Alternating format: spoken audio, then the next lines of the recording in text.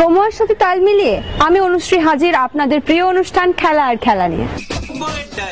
নিবেদন করছে সংবাদ প্রতিদিন। ফেডারেশনের নতুন সংবিধানের দুটি ধারা নিয়ে যথেষ্ট চর্চা হয়েছে সাম্প্রতিক সময়। 25-3 সি এবং ডি ধারা দুটিকে নিয়ে নানা মনে নানা মত ছিল। অবশেষে ফেডারেশনের বিশেষ সাধারণ সভায় সেই ধারাটি গৃহীত হয়ে গেল। ফলে আগামী মরশুমে ফেডারেশনের নির্বাচনের পর যে নতুন কার্যকরী কমিটি আসবে তাতে যে সদস্যরা থাকবেন তারা কেউই রাজ্য সংস্থার কোনো পদে থাকতে পারবেন না। তবে সুপ্রিম কোর্টের বিচারপতি জয়মাল্য বাগচি ও PS নরসিমহার বেঞ্চ বলছে এই ধারাটি ফেডারেশনে গ্রহণ করলেও তা কার্যকর হবে আগামী বছর ফেডারেশনের নির্বাচনের পর যে নতুন কমিটি আসবে সেই নতুন কমিটি কার্যকাল থেকে। যেহেতু এই বছর একাধিক টুর্নামেন্ট চলছে তাই টুর্নামেন্টগুলোয় কোনো রকম ব্যাঘাত না ঘটে, সেই কারণে সুপ্রিম কোর্ট নতুন কমিটি থেকে এই নিয়ম চালু করার কথা বলেছে। এদের বিশেষ সাধারণ সভায় বর্তমান ফুটবলারদের কথা তুলে ধরার জন্য থাকতে চেয়ে তাদের সংস্থা API তরফ থেকে 19 নভেম্বর একটি চিঠি দিয়ে বলা হয়েছিল, যেহেতু বর্তমান ফুটবলাররা সরাসরি বিষয়টির সঙ্গে যুক্ত তাই এই বিশেষ সাধারণ সভায় তাদের প্রতিনিধিদের ডাক পাওয়া উচিত। এই সভায় ফুটবলারদের ভালো মন্দ বেতন সমস্যা সবকিছু তুলে ধরার জন্য সংস্থার প্রতিনিধিদের উপস্থিত একান্ত কাম্য। API এর সভাপতি মেহরাজউদ্দিন ওয়াদু জানিয়েছেন বিষয়টি নিয়ে ফের ফেডারেশনকে চিঠি দিতে পারেন তারা। ভারতীয় ফুটবলে আনোয়ার আলীর দলবদল নাটক যেন কোনোভাবেই থামার লক্ষণ নিচ্ছে না, বরং এই বিতর্ক এবার আরো বড় আকার ধারণ করলো। একদিক যেমন এই ইস্যুতে সরাসরি হস্তক্ষেপ করলো বিশ্ব ফুটবলের সর্বোচ্চ নিয়ামক সংস্থা ফিফা, অন্যদিকে ফেডারেশন সভাপতি কল্যাণ চৌবের বিরুদ্ধে মারাত্মক সমস্ত অভিযোগ তুলে তোলপাড় ফেলে দিলেন দিল্লি FC কর্ণধার রঞ্জিত বাজাজ। তিনি সরাসরি নাম না করে AIFF সভাপতি কল্যাণ চৌবের বিরুদ্ধে একাধিক বিস্ফোরক এনেছেন। বাজাজের প্রধান অভিযোগ স্বার্থের সংঘাত নিয়ে। তিনি দাবি করেছেন ফেডারেশনের সভাপতি শ্রী মোহনবাগান ক্লাবের কার্যকরী কমিটিতে রয়েছেন, যা নৈতিকভাবে প্রশ্নবিদ্ধ, অথচ ময়দানে এই নিয়ে অদ্ভুত নীরবতা পালন করা হচ্ছে।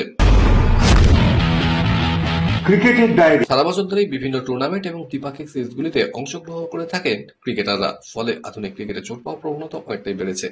IPL দলগুলো আগামী মরশুমের জন্য দল ঘোষণার ক্ষেত্রে ক্রিকেটারদের চোটের বিষয়টাও মাথায় রাখছেন। ডিসেম্বরের শুরুতেই মেনে নিলাম, তার আগেই চাপের মুখে পড়েছে পাঞ্জাব কিংস। এই দলের তারকা শ্রেয়স আয়ার আগামী IPL থেকে চোটের কারণে ছিটকে গেছেন, ফলে নতুন অধিনায়ক খোঁজার জন্য মাঠে নেমে পড়েছে কর্মকর্তারা। শ্রেয়স আয়ার সাম্প্রতিক সময়ে জাতীয় দলের হয়ে শুধুমাত্র ODI ফরম্যাটেই সুযোগ পাচ্ছেন। অস্ট্রেলিয়া সফরে দলের সঙ্গে তিনি ছিলেন। ODI সিরিজ চলাকালীন একটি দুর্দান্ত ক্যাচ নেওয়ার সময় পাঁজরে গুরুতর চোট পান এই জনপ্রিয় তারকা। BCCI সূত্রে খবর, ওয়েট ট্রেনিং শুরু করতে তার 2 মাসেরও বেশি সময় লাগবে। ম্যাচের জন্য সম্পূর্ণ ফিট হতে শ্রেয়সের আরো বেশ কিছুটা সময় লাগবে বলেই বিশেষজ্ঞরা মনে করছেন। বর্তমানে ভারতের সমস্ত সমস্যার মূলে যেন 3 নম্বর ব্যাটসম্যান, এই একটা জায়গা নিয়ে চূড়ান্ত অনিশ্চয়তা ঘিরে রেখেছে গৌতম গম্ভীর সহ ভারতীয় টিম ম্যানেজমেন্টকে। ভারতের কোচ হওয়ার পর থেকে শেষ 18টা টেস্টে 7টা ব্যাটসম্যান খেলেছেন বহুচর্চিত এই 3 নম্বর জায়গায়, কিন্তু নির্ভরতা দিতে পারেননি কেউই, ভরসা রাখতে পারেনি ম্যানেজমেন্টও। ফলে বারবার বদল এসছে দলে, স্বাভাবিকভাবে খেলা তাও বেশ প্রভাব পড়েছে। আর এর ফলে উঠছে প্রশ্ন, কেন 3 নম্বরে ধারাবাহিকভাবে পারফর্ম করা শুভমান গিলকে সরিয়ে 4 নম্বরে পাঠানো হলো? কারণ এরপর থেকে কার্যত 3 নম্বর জায়গাটা নিয়ে মিউজিক্যাল চেয়ার শুরু হয়েছে। শেষ কয়েকটা টেস্টে ভারতীয় টেস্ট দলে বিতর্কিত এই 3 নম্বরে খেলেছেন সাই সুদর্শন, করুণ নায়ার, বিরাট কোহলি, দেবদত্ত পাল্লিকাল, লোকেশ রাহুল এবং ওয়াশিংটন সুন্দর, কিন্তু কেউই ভরসা জোগাতে পারেনি। ফলে ভুগতে হচ্ছে ভারতকে। আগামী বছর ফেব্রুয়ারিতে শুরু হবে T20 বিশ্বকাপ। দেশের মাটিতে খেতাব ধরে রাখার লড়াইয়ে নামবে ভারত। তবে বিশ্বকাপের দল নির্বাচনের কাজটা প্রতিযোগিতার ঠিক আগে হতে চলা নিউজিল্যান্ড সিরিজের প্রাক পর্বে সেরে ফেলতে পারেন অজিত আগারকর। অর্থাৎ কিউইদের বিরুদ্ধে নির্বাচিত দলকেই সম্ভবত খেলতে দেখা যাবে বিশ্বকাপে। T20 বিশ্বকাপের আগে এই ফরম্যাটে বেশি ম্যাচ বাকি নেই ভারতের। আগামী মাসে দক্ষিণ আফ্রিকার বিরুদ্ধে 5 ম্যাচের সিরিজ, তারপর আগামী জানুয়ারিতে নিউজিল্যান্ডের বিরুদ্ধে রয়েছে 5টা ম্যাচ। জিম্বাবুয়েকে হারিয়ে ত্রিদেশীয় সিরিজের ফাইনালে উঠেছে পাকিস্তান। দলের জয়ের পাশাপাশি ব্যক্তিগত কীর্তি গড়েছেন 2 ক্রিকেটার বাবর আজম ও সলমান আলী আধা। বিরাট কোহলিকে ছিলেন বাবর, সলমান ভাঙলেন রাহুল দ্রাবিড় এবং মহেন্দ্র সিং ধোনির রেকর্ড। চতুর্থ ম্যাচে সবচেয়ে বেশি রান করেছেন বাবর। 3 নম্বরে নেমে 52 বলে 74 রানের ইনিংস খেলেছেন, 7টি 4, 2টি ছক্কা মেরেছেন। এই ম্যাচে আন্তর্জাতিক T20-তে নিজের 38তম অর্ধশতরান করেছেন বাবর। আন্তর্জাতিক T20-তে কোহলিও 38টি অর্ধশতরান করেছেন। 125টি ম্যাচে 38টি অর্ধশতরান কোহলির। বাবর 38টি শতরান করতে 134 ম্যাচ নিলেন। আন্তর্জাতিক T20-তে সবচেয়ে বেশি রান বাবরের, 4392 রান করেছেন। দ্বিতীয় স্থানে রয়েছেন রোহিত শর্মা। 159 ম্যাচে তিনি করেছেন 4231 রান। 3 নম্বরে থাকা কোহলি করেছেন 4188 রান। অর্ধশত রানের নিরিখে 4 নম্বরে পাকিস্তানের মোহাম্মদ রিজওয়ান। বাবরের সতীর্থ 106 ম্যাচে 30টি অর্ধশত রান করেছেন। খেলার খবর আরো আছে, কিন্তু তার আগে নিয়ে নিতেই হচ্ছে ছোট্ট একটা ব্রেক। দেখতে থাকুন।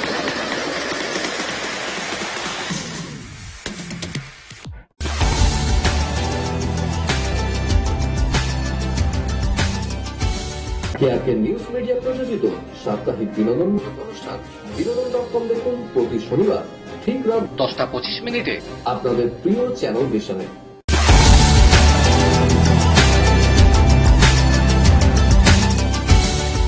ব্রেকের পর আবার ফিরে এলাম আপনাদের প্রিয় খেলা আর খেলা নিয়ে। বিদেশের ডায়েরি। 4 সমসংখ্যক ম্যাচে একই পয়েন্ট নিয়ে গোল পার্থক্যে পিছিয়ে থাকায় এক ধাপ পরে রয়েছে লন্ডনের ক্লাবটা। তাই আজ ঘরের মাঠে বার্সেলোনাকে চ্যালেঞ্জ জানাতে তৈরি এনজো মারেস্কের দল।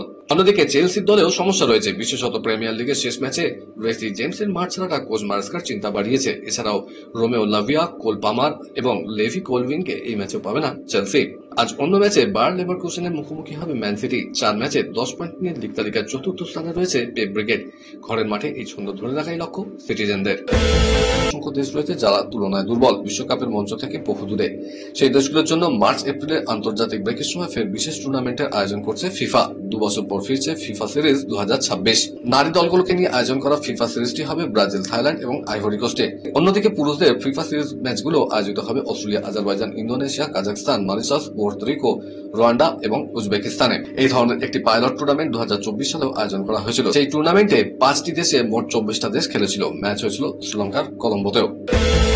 মেসি জাদুতে আচ্ছন্ন মেজর সকার লিগ। আর্জেন্টিনীয় মহাতারকার পা থেকে এবার বেরোলো একটি গোল এবং 3টি অ্যাসিস্ট। সিনসিনাটিকে 4-0 গোলে হারিয়ে MLS ইস্টার্ন কনফারেন্স ফাইনালে যেতে ইন্টার মায়ামির কোনো অসুবিধাই হলো না। সেই সঙ্গে 1300 গোলে অবদান হয়ে গেল লিওনেল মেসি, যার মধ্যে 896টি গোলের সঙ্গে আছে 404টি অ্যাসিস্ট। আমেরিকার লিগের পূর্বাঞ্চলের সেমিফাইনালে সিনসিনাটির মুখোমুখি হয়েছিল ইন্টার মায়ামি। লুইস সুয়ারেজকে প্রথম থেকে না খেলালেও শুরু থেকেই দাপট দেখিয়েছিলেন মাসচেরানোর ছেলেরা। 19 মিনিটে হেডে মায়ামিকে এগিয়ে দেন মেসি। প্রথমার্ধে 1-0 গোলে এগিয়ে ছিল ডেভিড বেকহামের ক্লাব, কিন্তু দ্বিতীয়ার্ধে 20 মিনিটে মেসি ম্যাজিক। তাতেই যাবতীয় আশা শেষ সিনসিনাটির। বিশ্বমঞ্চে ভারতের মেয়েদের আধিপত্য অব্যাহত, সেটা মহিলা বিশ্বকাপ হোক বা কবাডি। মাঝে দৃষ্টিহীনদের ক্রিকেট বিশ্বকাপও জিতেছে ভারতের মেয়েরা। এবার কবাডিতেও দাপট অব্যাহত। বাংলাদেশের মাটিতে চাইনিজ তাইপেইকে 35-28 ব্যবধানে হারিয়ে বিশ্ব চ্যাম্পিয়ন হলো ভারতীয় মহিলা দল। এই নিয়ে টানা 2বার বিশ্বজয়ের শিরোপা ভারতের মাথায়। পুরো টুর্নামেন্ট জুড়ে ভারত দুর্দান্ত ফর্মে ছিল। গ্রুপের সবকটি ম্যাচ জিতে সেমিফাইনালেও পৌঁছায় ভারত। সেমিফাইনালে ইরানকে 33-21 ব্যবধানে হারিয়ে ফাইনালে ওঠে। অন্যদিকে চাইনিজ তাইপেও তাদের গ্রুপে অপরাজিত ছিল। সেমিফাইনালে বাংলাদেশকে 25-18 ব্যবধানে হারিয়েছিল। কিন্তু ভারতের লড়াকু মানসিকতা, ফিটনেস এবং ক্রমাগত চাপ সামলাতে পারেনি তারা। ঢাকায় আয়োজিত ফাইনালে লড়াই করেও শেষ পর্যন্ত 35-28 ব্যবধানে হারে। তারপর তিরঙ্গা পতাকা উড়িয়ে উচ্ছ্বাস ভারতের কবাডি খেলোয়াড়দের। তার বয়স এখন 40। আগামী বছর বিশ্বকাপের সময় বয়স হবে 41। এই বয়সে বুটজোড়া তুলে রেখে অবসরে যান বেশিরভাগ ফুটবলার, কিন্তু তিনি ব্যতিক্রম। তিনি এখনো দৌড়াচ্ছেন এবং 1000 গোলের লক্ষ্যে। তাই তো তিনি মহাতারকা, অগণিত অনুরাগীর আইকন। তিনি ক্রিস্টিয়ানো রোনাল্ডো। টানা 8 ঘন্টা ঘুমের পরিবর্তে রোনাল্ডো একটি বিশেষ পলিফেজিক স্লিপ রুটিন মেনে চলেন। দিনে মোট 6 ঘন্টা ঘুমের জন্য 5টি 90 মিনিটের ন্যাপে ভাগ করে নেওয়া হয়েছে মোট সময়কে। এটি শরীরের সার্কাডিয়ান রিদম এবং স্বাভাবিক স্লিপ সাইকেলকে সক্রিয় রাখে। পেশির পুনরুদ্ধার এবং মানসিক সতেজতা বাড়াতে অত্যন্ত কার্যকর এই পদ্ধতি। রোনাল্ডো শরীরচর্চার সময় নিয়মিত ক্রায়োথেরাপি চেম্বার ব্যবহার করেন। এই চেম্বারের তাপমাত্রা শরীরে পেশির প্রদাহ কমাতে, ব্যথা দূর করতে এবং দ্রুত রক্ত সঞ্চালন বাড়াতে সাহায্য করে। তাছাড়া রক্ত সঞ্চালন উন্নত করতে এবং পেশির ক্লান্তি কমাতে red light therapy, ice bath প্রভৃতি ব্যবহার করে থাকেন। বিদায় ব্রাজিলের। গতকাল রাতে অনূর্ধ্ব-17 বিশ্বকাপের সেমিফাইনালে মুখোমুখি হয় ব্রাজিল পর্তুগাল। অ্যাশেজে প্রথম টেস্টে ইংল্যান্ডকে হারিয়ে 1-0 ব্যবধানে এগিয়ে গিয়েছে ক্রিকেট অস্ট্রেলিয়া। তবে পার্থে টেস্ট ম্যাচের 2 দিনের মধ্যেই শেষ হয়ে যাওয়া বিশাল আর্থিক ক্ষতির মুখে পড়েছে ক্রিকেট অস্ট্রেলিয়া। প্রায় কয়েক কোটি টাকা ক্ষতি হয়েছে তাদের। ম্যাচের 3য় এবং 4র্থ দিনে প্রচুর টিকিট বিক্রির আশায় ছিলেন তারা। বিশেষ করে 3য় দিন রোববার থাকায় গ্যালারি পূর্ণ হয়ে যাবে বলে ভেবেছিলেন অস্ট্রেলিয়ার ক্রিকেট কর্তারা। তা না হওয়ায় তারা প্রচন্ড হতাশ। কলকাতার ডায়েরি। সুপার কাপের সেমিফাইনাল হবে 4 ডিসেম্বর। তবে east Bengal coach Oscar Bruzon চাইছেন শেষ 4-এর লড়াই নামার আগে গোয়ায় বেশ কয়েকদিন অনুশীলন করতে। এমনকি শোনা যাচ্ছে লাল হলুদ কোচ চাইছেন অনুশীলন ম্যাচও খেলতে। এই কারণে 27 নভেম্বর গোয়ায় যাচ্ছে ইস্ট বেঙ্গল ব্রিগেড। ডায়মন্ড হারবারে যোগ দিলেন আন্তোনিও মোয়ানো। 25 বছরের স্প্যানিশ মিডিও ডায়মন্ডের 6ষ্ঠ বিদেশি। কোর্দাবাদের যুব দল থেকে উঠে আসা মোয়ানো স্পেনের 3য় ও 4র্থ ডিভিশনে খেলেছেন। ইচ্ছে ছিল আরো খবর দেওয়ার, কিন্তু সময় বলে দিচ্ছে এই পর্যন্তই থাক।